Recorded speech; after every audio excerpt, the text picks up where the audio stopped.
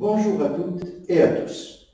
Aujourd'hui, nous traiterons du sujet relatif à la vision et au plan stratégique et pour qui sont-ils nécessaires. Vision et plan stratégique, est-ce des sujets dont on devra s'inquiéter?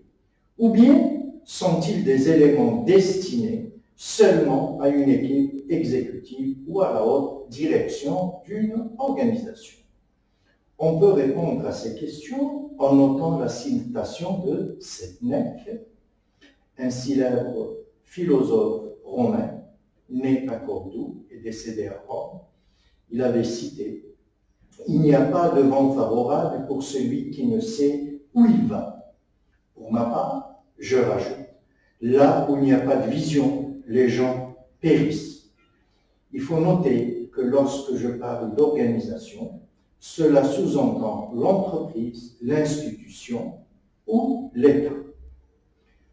Le leadership de l'entreprise, de l'institution ou de l'État a besoin d'avoir une vision et un plan stratégique si l'un des éléments parmi les suivants est vrai. Premièrement, ce leadership s'est embarqué dans une initiative de produire des résultats pour son organisation relatif à une amélioration par percée. En second lieu, l'organisation performe pauvrement sur le plan des facteurs critiques de performance du process d'affaires en termes de coût des opérations, de satisfaction des clients, de délai, de qualité des produits et services, etc. Et il est demandé à ce leadership de travailler sur ce problème. Le troisième élément concerne le fait de définir des priorités pour allouer une enveloppe budgétaire d'investissement entre une variété de projets d'amélioration, car l'organisation ne peut pas tout faire. Le dernier élément est qu'il a été brusquement demandé à ce leadership de définir des buts et des objectifs à court et à long terme pour l'organisation sur le plan des facteurs clés de la performance. En d'autres termes, la plupart des organisations ont besoin d'une vision et d'un plan stratégique, mais peu l'ont. De plus, quelques organisations pensent qu'elles en ont un et ne le mettent pas adéquatement en pratique. Si une vision et un plan stratégique sont si importants, alors quels sont les obstacles qui empêchent de les créer?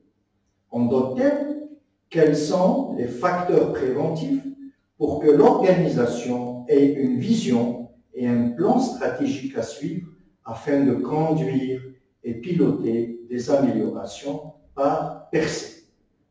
On peut citer 4 facteurs essentiels.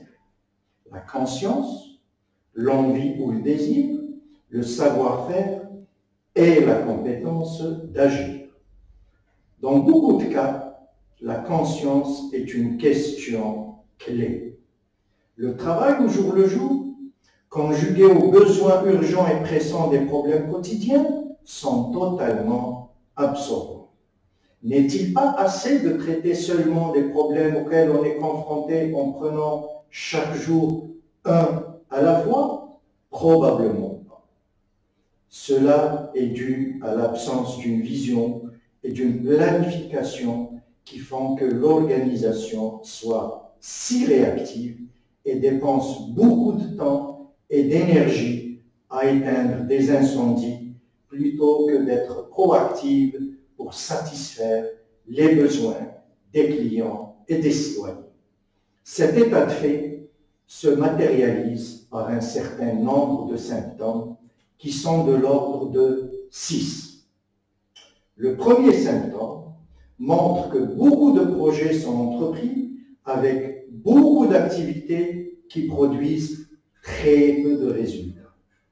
Le second symptôme indique que les projets d'amélioration paraissent être sans rapport avec chaque groupe qui fait ses propres choses.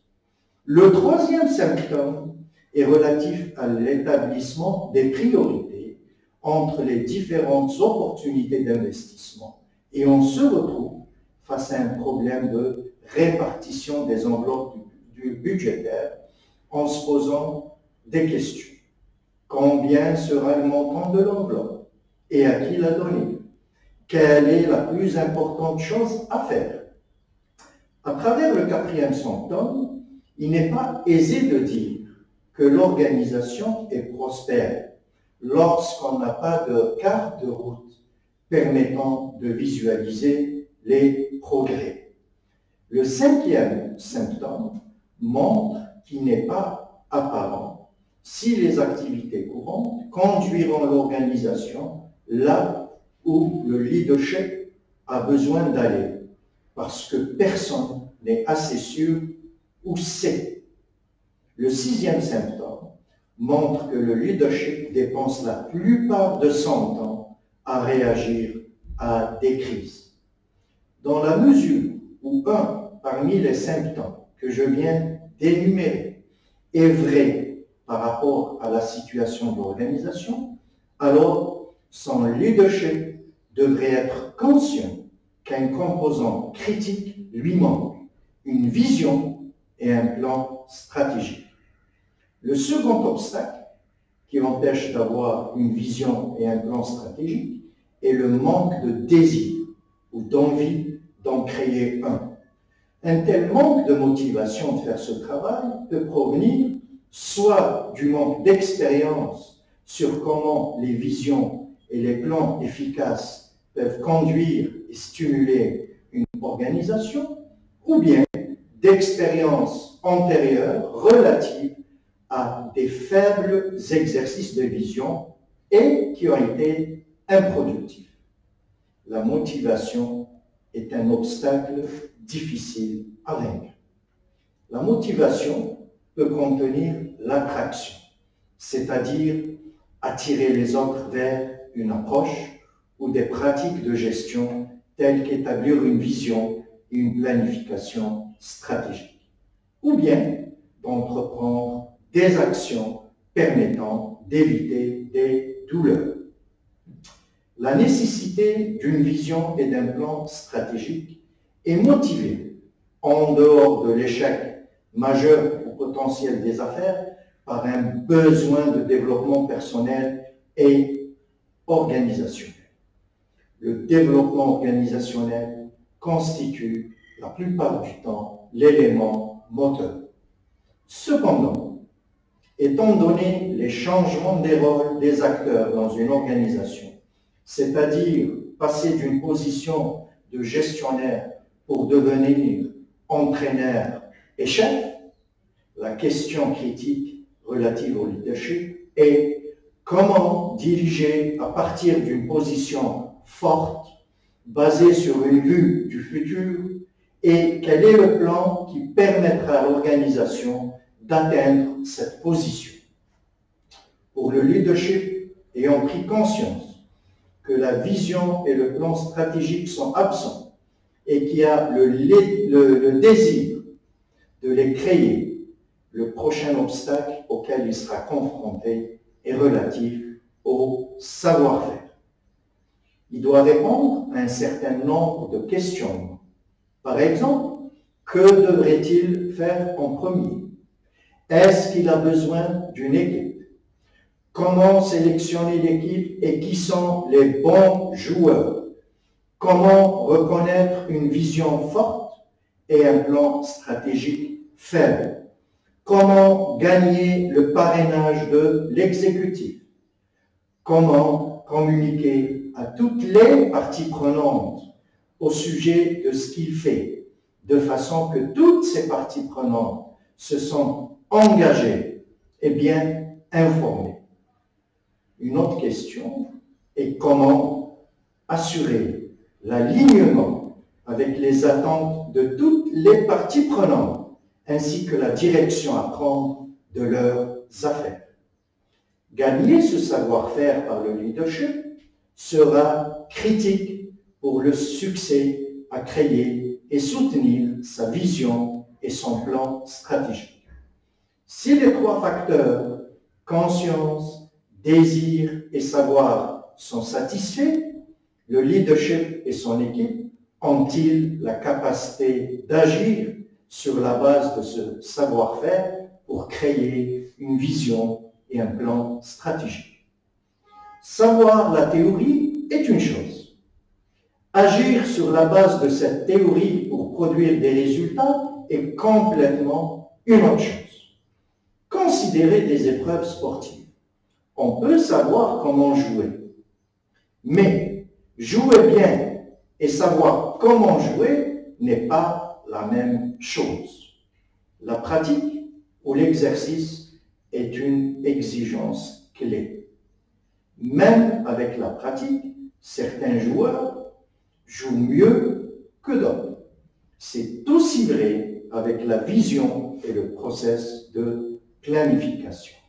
En effet, l'équipe a besoin d'avoir la compétence pour créer une vision et un plan stratégique qui permettent à une organisation de prospérer. Cette compétence devrait être un critère de choix décisif lorsque le leadership sélectionne son équipe et engage des consultants. Un facteur critique relatif au succès de l'effort de changement sera la vision et comment cette vision contribue à la planification à long terme de l'organisation. Communiquer une image irrésistible de cet état futur avec des plans spécifiques de chaque étape est aussi un élément fondamental de la gestion du changement. Le leadership de l'organisation a besoin aussi d'être capable de connecter sa vision et les plans stratégiques avec les mesures de succès. La vision étant le point de départ du but à atteindre. Les organisations qui veulent arrêter de combattre les incendies à cause de l'improvisation et apporter un alignement et une coordination autour de leur projet d'amélioration exigent une vision et un plan stratégique. Pour avoir une vision, la première étape est d'identifier les obstacles et de les clarifier, les actions requises pour surmonter ces obstacles. Pour chaque obstacle, le remède est différent. Et identifier convenablement ces obstacles est une importante première étape. Dans des cas de projets de changement majeurs dans les process d'affaires ou de la gouvernance, le succès ou l'échec dépendra de l'efficacité et de la force de la vision et du plan stratégique. À bientôt.